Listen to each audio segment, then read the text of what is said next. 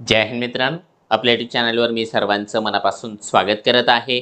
आजच्या या व्हिडिओच्या माध्यमातून आपण पवित्र पोर्टल शिक्षक भरतीमध्ये आपण सहभागी असाल तर आपल्याला जे आहे आपली सेल्फ सर्टिफाईडची कॉपी पाहून घेणं एकदा फार जास्त आवश्यक आहे। कशा प्रकारे आपल्याला चेक करायचं आहे, कोणत्या कोणत्या गोष्टी परत एकदा आपल्याला क्रॉस व्हेरीफाई करून घ्यायचं आहे, याविषयी आपण डिटेल्समध्ये या व्हिडिओच्या माध्यमातून माहिती बघणार आहोत। लक्षात घ्या, हा व्हिडिओ आपल्या बऱ्याच उमेदवारांसाठी शॉकिंग असणार आहे, कारण काही अशा गोष्टी असणार आहेत ज्या गोष्टींकडे आपण लक्षच दिलेलं नाहीये।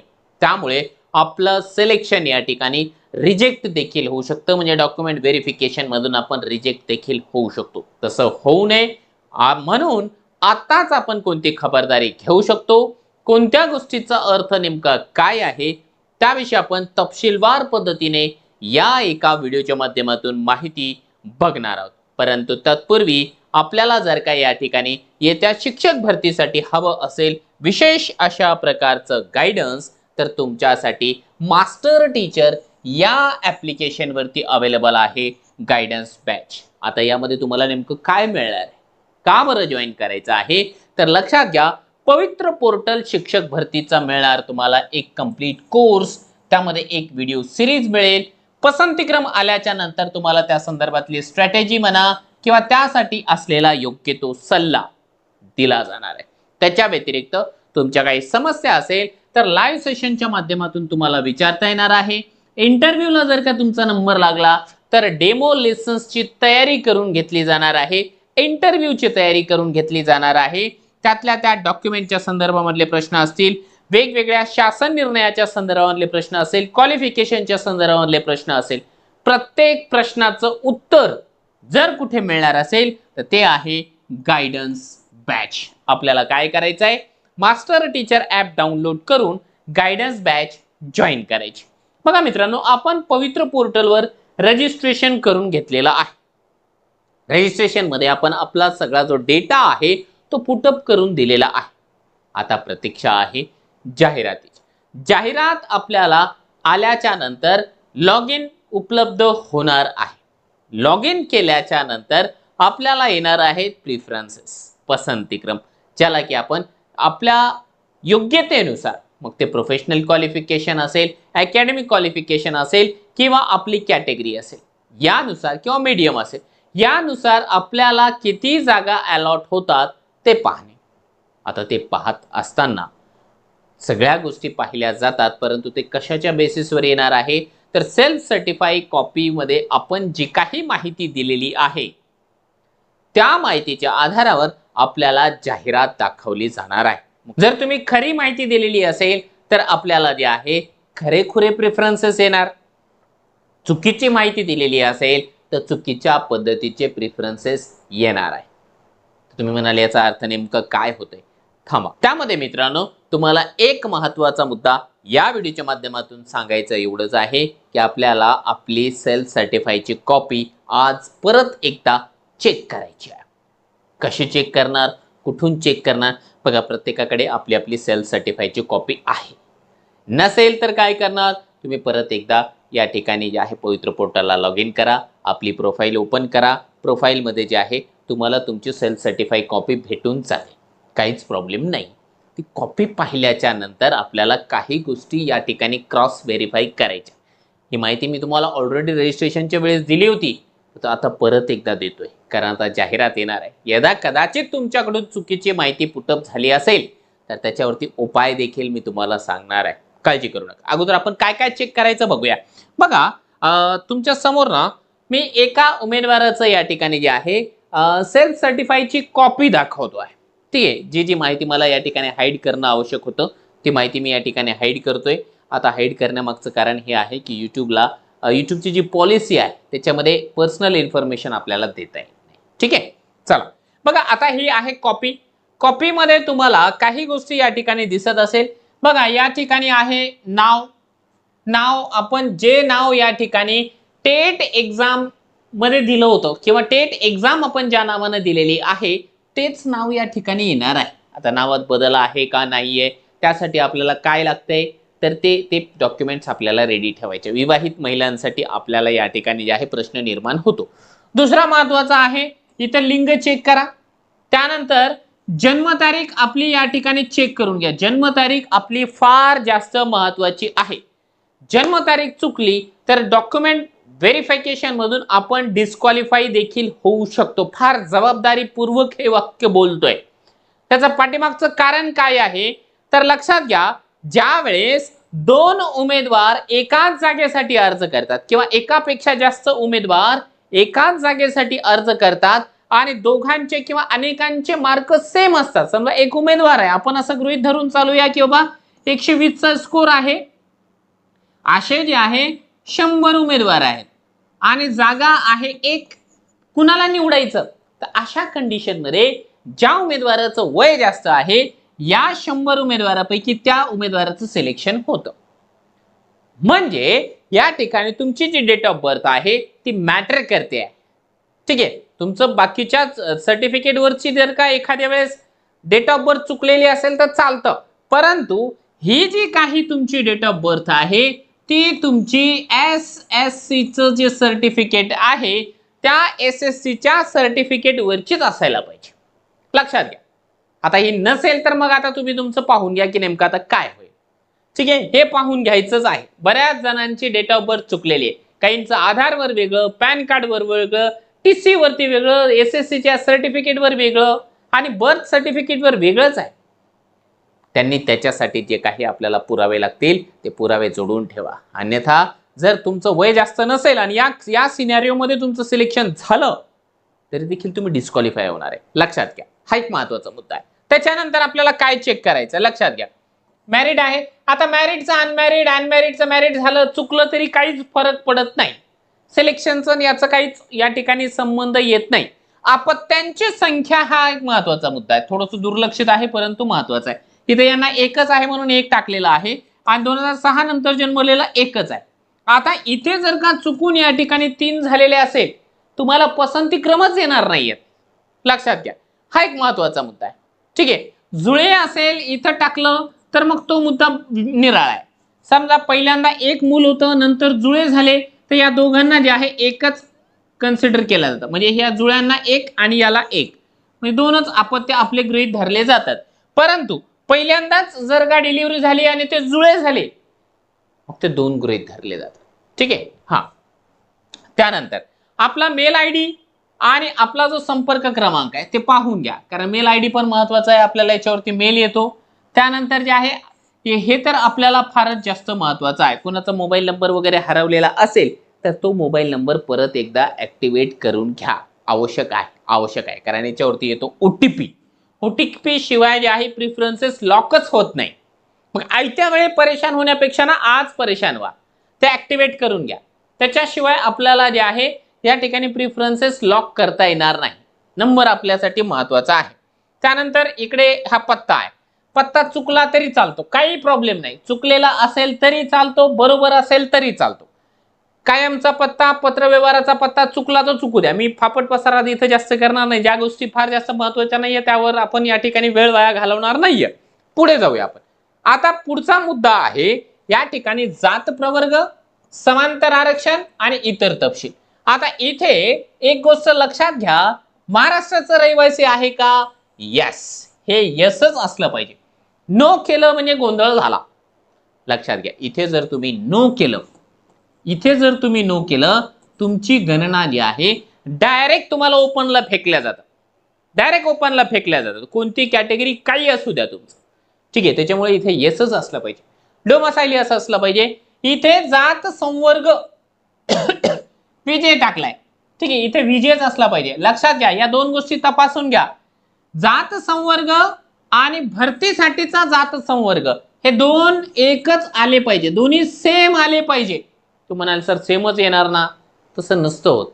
सेम नाही पण आहेत बऱ्याच जणांचे. का बरं नाहीये ते तुम्हाला सांगतो. इथे तुम्ही टाकलं जात संवर्ग विजय आणि समजा या ठिकाणी टाकलं नॉन क्रिमिलियर, इथे यस केलंय यांनी. ठीक आहे, इथे जर तुम्ही नो केलं असतं, कारण विजयला नॉन क्रिमिलियर लागू आहे, परंतु लागू असताना इथे जर तुम्ही नो केलं असतं तर ऑटोमॅटिकली जे आहे इथे जे आहे तुमची कॅटेगरी ओपन झाली असते. कुणाचं असेल असेल काही जणांचं, मला या ठिकाणी खात्री आहे बऱ्याच जणांचं असं आहे. पण मग ही गोष्ट लक्षात घ्या, जर इथे समजा आपला जात संवर्ग आणि निवडीसाठीचा संवर्ग एक असेल तरच आपण या कॅटेगरी मधून या ठिकाणी पात्र आहोत, अन्यथा आपल्याला ओपनला फेकल्या गेलंय, लक्षात घ्या. ठीक आहे. किंवा समजा विजय केलं, इथे नॉन क्रिमिलियर एस सी केलं आणि इथे तुम्ही नो केलंय डोमासाईल, तरी देखील तुम्ही ओपनला फेकल्या गेले असता. चेक करून घ्या, आपण आपल्या कॅटेगरी मधूनच पात्र आहोत का, चेक करून घ्या, पाहून घ्या. त्यानंतर समांतर आरक्षण जर आपल्याला असेल, हे बघा, ज्यांचं अपंगत्व आहे म्हणजे दिव्यांग आहे तर दिव्यांगला इथे येस केलेला असेल आणि येसच्या नंतर आणखी एक एक्स्ट्रा विंडो असते इथे. मग तुम्ही कोणत्या प्रकारचे दिव्यांग आहात, तुम्ही कर्णबधीर आहात, मूकबधीर आहात, अस्थिव्यंग आहात, त्याचे प्रकार आहेत. मग ते तुम्हाला या ठिकाणी टाकावं लागतं. मग किती टक्के आहे, किमान जे आहे आपल्याला 40% या ठिकाणी असायलाच पाहिजे असतं. 40% मिनिमम असायला पाहिजे असतं. ठीक आहे, तो एक मुद्दा आहे. त्यानंतर समांतर आरक्षण महिलांचं असेल तर ऑटोमॅटिकली या ठिकाणी जे आहे येस येऊन जात आहे. ठीक आहे, आता हा पुरुष उमेदवार आहे त्याच्यामुळे इथे नो दिलंय. महिला असेल तर महिलाच्या समोर येस आहे का चेक करा. तुम्ही माजी सैनिक मधून भरलाय तर त्यात जे कोणतं समांतर आरक्षण आहे तुम्हाला याच्यापैकी ते समांतर आरक्षण द्या, तुम्ही या ठिकाणी पाहून घ्या, कोणतं तरी एखादं येस झालेलं आहे किंवा नाहीये. महिलांचं तर या ठिकाणी येस असलंच पाहिजे, महिलांचं येस असलं पाहिजे. बाकी कुणी जर खेळाडू असेल तर मग या ठिकाणी यस असलं पाहिजे. आता काही जण तुम्हाला सांगतोय, लक्षात घ्या, यावरती व्हिडिओ थोडा मोठाच होणार आहे, कारण मला प्रत्येक गोष्ट तुम्हाला लोकांना समजावून सांगायची आहे. ज्यांना फार घाई असेल त्यांनी व्हिडिओ स्किप करून सोडून दिला तरी चालतं, पण ज्यांना महत्वाचं वाटतं, कारण मी असं विनाकारण घंटे जे आहे लाईव्ह घेत बसत नाही, बिनकामाचं कामाचीच माहिती सांगतोय, विषयांतर करत नाही, इकडे तिकडे कधीच जात नाही. जात असेल तर तुम्ही नक्की सांगत चला, कारण तुमचा वेळ अमूल्य आहे, मला या गोष्टीची जाणीव आहे, म्हणून मी पॉइंटवर राहतो, कधी भटकत नाही, एक्स्ट्राची माहिती कधीच तुम्हाला देत नाही जी की तुम्हाला फायद्याची नाहीये. ठीक आहे, लक्षात घ्या. आता तुम्हाला सांगतोय या ठिकाणी माजी सैनिकांचा जो मुद्दा आहे, माजी सैनिक शिक्षक भरतीमध्ये स्वतः उमेदवार असावा लागतो. जर तो स्वतः उमेदवार नसेल आणि त्याने जर काही यस केलेला असेल तो भरतीमधून डिस्क्वालिफाय होणार, 100% डिस्क्वालिफाय होणार, तो असूच शकत नाही. हा, जर एखादा शहीद जवानाची पत्नी किंवा शहीद जवानाचे पाल्य असेल तर ते चालतात, परंतु जर जवान हा जिवंत असेल, तो रिटायर झालेला असेल तर तो स्वतःच उमेदवार असला पाहिजे. ठीक आहे. काही जण या ठिकाणी प्रकल्पग्रस्त हा स्वतःच्या नावाचंच असलं पाहिजे आणि 14 मेच्या पूर्वीच असलं पाहिजे. वडिलाच्या नावाचं आहे, भावाच्या नावाचं आहे, पतीच्या नावाचं आहे, नाही चालत.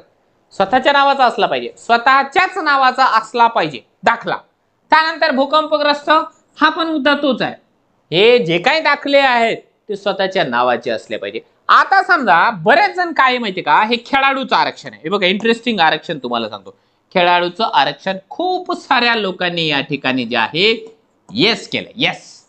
आणि त्यांना जेव्हा येस केल्यानंतर विंडो ओपन व्हायची ना, की पुरावा दाखल करा, एखादं सर्टिफिकेट अपलोड करा, हे लोक काय करायचे, जिल्हा स्तरावरचं, तालुका स्तरावरचं कुठलं तरी इकडचं तिकडचं अपलोड करून द्यायचे.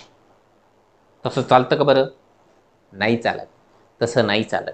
आपल्याला जे आहे ॲटलिस्ट जे आहे या ठिकाणी राज्यस्तरावरचं ते हवं असतं सर्टिफिकेट, आणि ते सर्टिफिकेट क्रीडा अधिकाऱ्यानं व्हेरीफाय केलेलं असलं पाहिजे, तर आपल्याला त्याचं रिझर्वेशन भेटतं, अन्यथा भेटत नाही. आपण डॉक्युमेंट व्हेरिफिकेशन मधून डिस्क्वालिफाय होतो. लक्षात घ्या. आता ज्यांनी केलेलं असेल ते लक्षात घ्या. काही जण या ठिकाणी तुम्हाला सांगतो अंशकालीन कर्मचारी म्हणून येस करून दिलेला आहे. आणि अंशकालीन कर्मचारी म्हणजे काय, बाबा आम्ही जे आहे 11 महिने काम केलं होतं एखाद्या शाळेवर, त्याचा आमच्याकडे जे आहे एक्सपिरियन्स सर्टिफिकेट आहे. चालतं का बरं? नाही चालत. अंशकालीन कर्मचारीचा त्याच्याकडे सर्टिफिकेट असलं पाहिजे. अनुभवाचं प्रमाणपत्र या ठिकाणी चालत नाही, हे डिस्क्वालिफाय होणार आहे. लक्षात घ्या, डिस्क्वालिफाय होणार आहे. आता काही जणांनी या ठिकाणी चुकून आता याने यस करून दिलं, आता काय करू? पसंतीक्रम तर त्याला येणार आहे, खेळाडूचे पसंतीक्रम येणार आहे.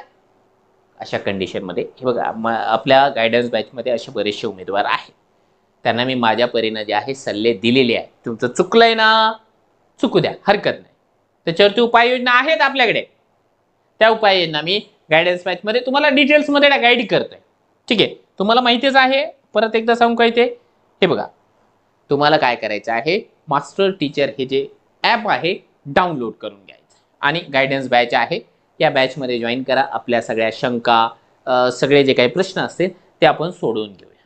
चिंता करू नका. काही किती मोठी समस्या असू द्या, त्याच्यावरती उपाययोजना आपण करण्याचा प्रयत्न करतोय. ठीक आहे, चला परत मुद्द्यावर येतो. त्यानंतर बघा, समांतर आरक्षण झालंय.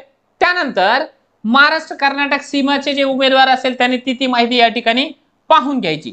हे 4-5 मुद्दे थोडेसे गौणच आहेत आणि तेवढे फार जास्त ते महत्वाचे देखील नाहीये. येस नोच आहे त्या ठिकाणी. आता पुढचा जो मुद्दा आहे ना, तो आहे क्वालिफिकेशनचा. आणि इथे बऱ्याच जणांच्याकडून जे आहे चुका देखील होतात.